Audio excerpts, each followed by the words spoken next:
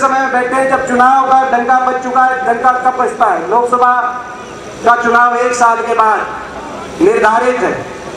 हमारे संविधान में 5 साल में चुनाव होता है, 4 साल सरकार के होते हैं और आखिरी 1 साल जनता का सोचने विचारने का होता है। सरकार की नियत, कार्यशैली और धरातल पे, जमीन पे उनके काम 4 साल में आ जाते हैं और आखिरी साल सोच विचार के लोग फैसला करते हैं कि देश का, प्रदेश का क्या भविष्य होगा। आज डंका बज चुका है। लोकसभा के चुनाव में तो 11 महीने रह गए और यह हिसाब लगाया जा रहा है कि शायद इस बार लोकसभा के साथ विधानसभा चुनाव भी हो, क्योंकि पीछे जब अमित शाह आए, केंद्रीय गृह मंत्री, भाजपा के 2 दिन के हरियाणा के दौरे पे मौसम खराब की वजह से, मगर दूसरे दिन जब हरियाणा का उन्होंने सारा भ्रमण किया तो जाते जाते कह गए कि बीजेपी कार्यकर्ताओं तैयार रहो, इस बार लोकसभा के साथ विधानसभा कराने पड़ सकते हैं।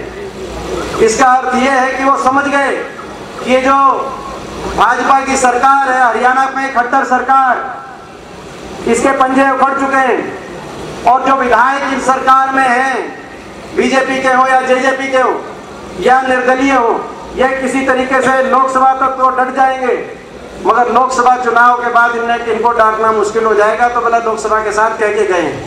खैर, कहने का मतलब है 1 साल में चुनाव।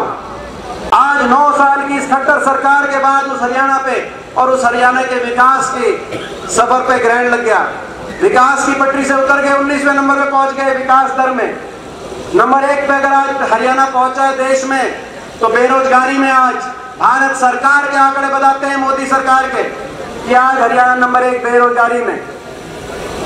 ना प्राइवेट की नौकरी आई, ना इंडस्ट्री आई, ना कोई औद्योगिक क्षेत्र लगे, ना सरकारी रोजगार मिले। जो सरकारी नौकरियां मिली, एक के बाद एक भर्ती घोटाला की भेंट चढ़ गई। बहुत सी सरकारी नौकरी समाप्त कर दी गई, केंद्र के स्तर पे भी, हरियाणा प्रदेश के स्तर पे भी।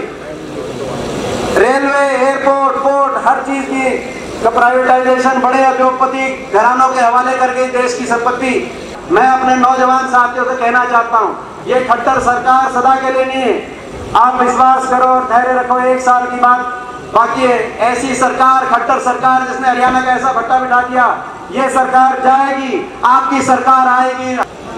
75 पार का नारा हरियाणा के मतदाताओं को नहीं सुहा रहा था। 14 मंत्री उतरे उस सरकार के।